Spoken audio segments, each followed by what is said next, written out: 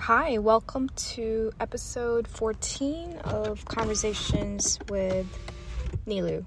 I'm sitting in my car. I am currently in California.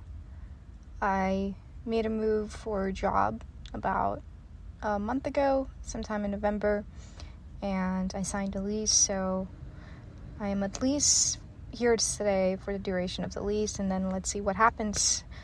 I know it's been a while since I published a recording, and even though I call this Conversations with Nilu, it seems to be just, as you noticed, a solo podcast rather than an actual conversations with maybe another person involved. I have not been very consistent with publishing my recordings. I definitely want to continue doing it. I definitely don't plan to stop, but until I can build up that consistency, then I think I can maybe start inviting more guests. And then for today's podcast, I wanted to share something that I learned recently, a course that I took online from Harvard Medical School, and I can explain that further. I don't think I'm going to be able to fit in all the details that I learned within this course, within this one episode, so I might divide this into part 1 and part 2.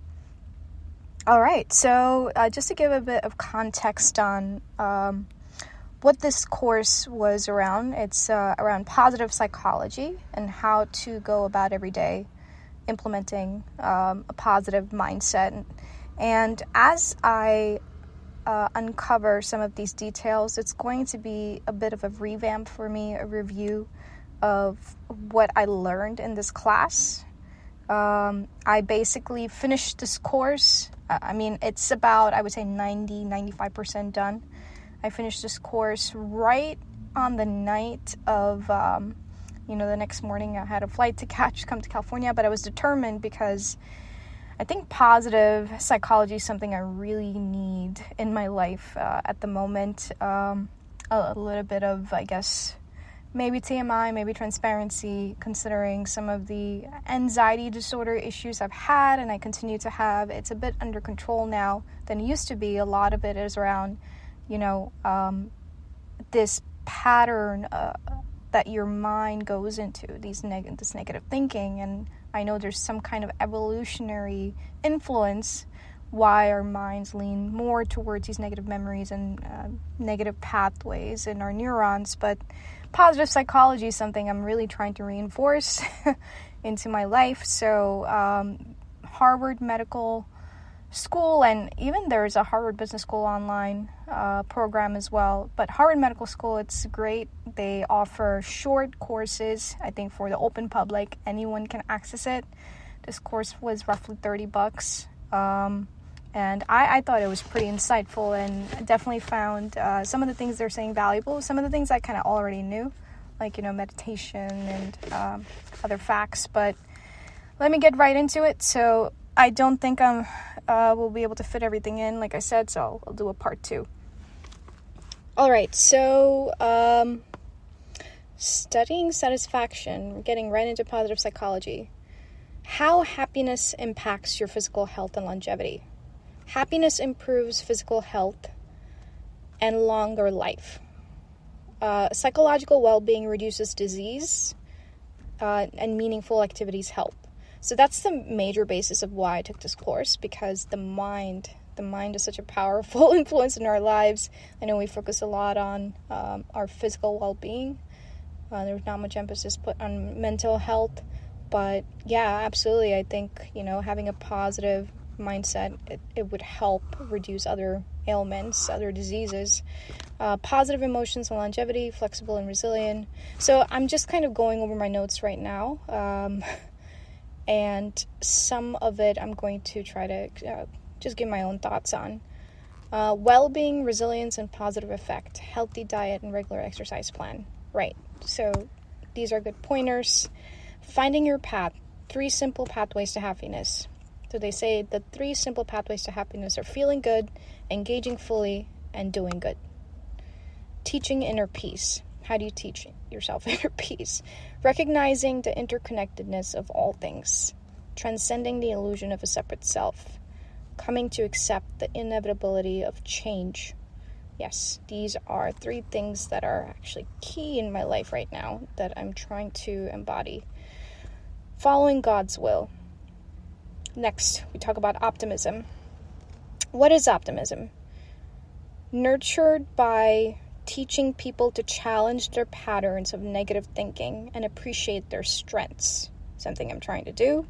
Idea that people can become happier by bolstering and using their inherent strengths is central to positive psychology. And next I'm going to get into this concept called Perm, and I can explain what Perm stands for. So Perm is an acronym for positive emotions, engagement, positive relationships, meaning, accomplishment. So I know that was a mouthful. So Perm, P-E-R-M, positive emotions, engagement, positive relationships, meaning, and accomplishment. So these are the things that we need to incorporate that would make us happy. So I guess we could think of these as ingredients. So again, reiterating positive emotions, engaging, positive relationships, meaning, and accomplishment. And next we get into some concepts from a renowned psychologist named as Abraham Maslow. Some may know or find this name familiar from this concept of Maslow's hierarchy of needs. So he was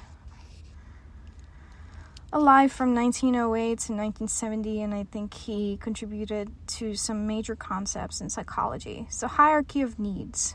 We have self-actualization, we have esteem, love and belonging, safety, and physiological.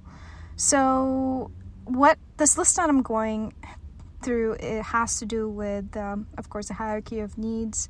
So I'm going from kind of top to bottom. So the way we could visualize, if you just search Maslow's hierarchy of needs on the internet, it's a giant triangle, and on top of the triangle is self-actualization. And then, slowly as you go down the triangle, next we have esteem, we have love and belonging, safety, physiological needs.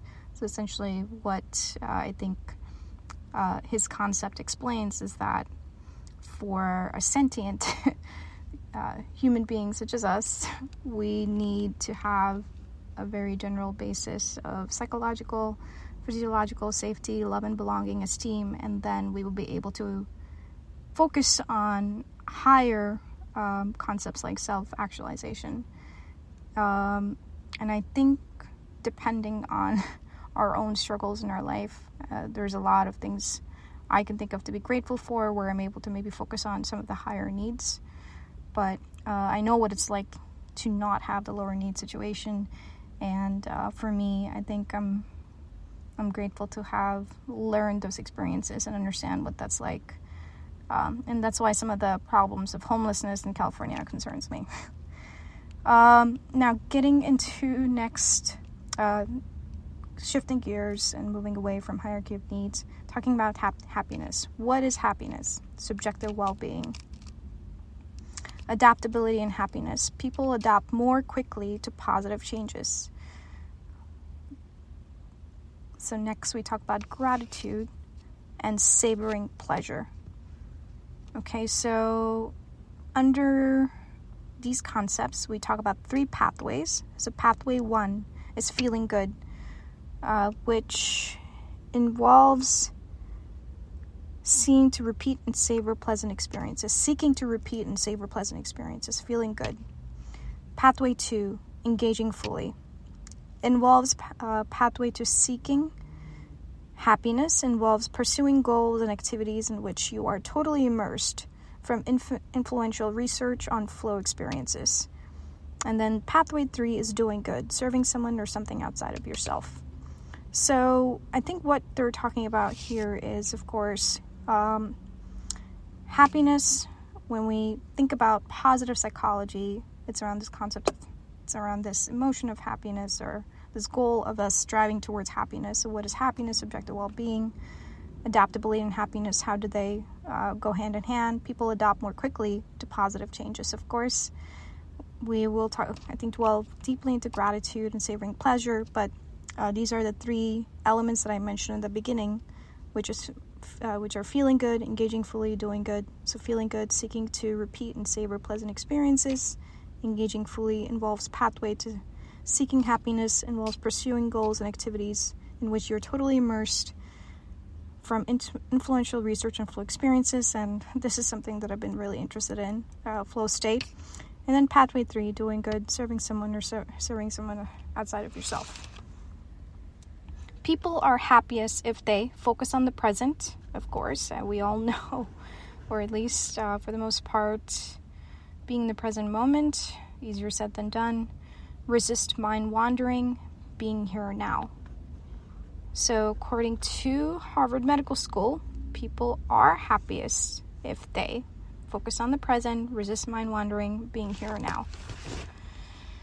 And here are some more elements under positive psychology that influence positive psychology. We have virtues, inner strengths, and mindfulness.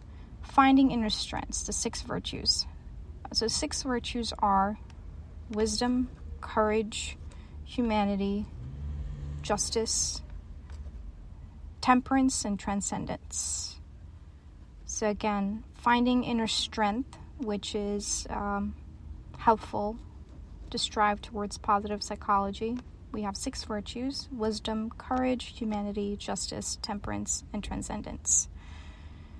And as you move to the course, there are certain exercises that are encouraged, which I try to do, but sometimes, let's be honest, some of us are not that great at it. So the exercise that they were asking us to do is smile at the first 10 people you see today. So when you set out to do something in alignment with the values you hold dear, you're likely to work harder and have more energy and persistence for the task at hand. So this was a note right under that exercise. So there's bits of tips that the course provides you of, hey, here's what you can do. Here's exercise 1. Here's what you can do today. Here's a small step. Just smile at the first 10 people you see today.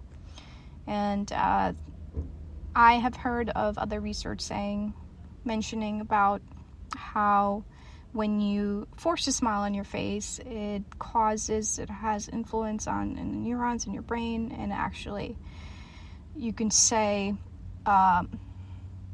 propagates your brain to shift into maybe being in a more positive realm. Just forcing a smile. And just those neuronal connections have an influence on how your mind perceives things, and good neurotransmitters are released as a result. So that does make sense to me. And then the next thing, pointer is when you set out to do something in alignment with the values you hold. So speaking of happiness and positive mindset, they're going to naturally occur when you set out to do something in alignment with the values you hold dear. You're likely to work harder and have more energy, persistence for the task at hand. Yes, and I think this maybe just goes hand in hand with jobs that we have or things we do in our life. If it aligns more with who we are and what we actually want to do, rather than it be something we're doing maybe for our family or friends and it doesn't align with who we are. I think that definitely creates a negative mindset or maybe feeling down. It takes a while to truly decipher that one, especially when you've just known one thing all your life and you haven't ever questioned, why you chose a particular thing. But that's a deeper subject I'm going to not dive deep into in this episode.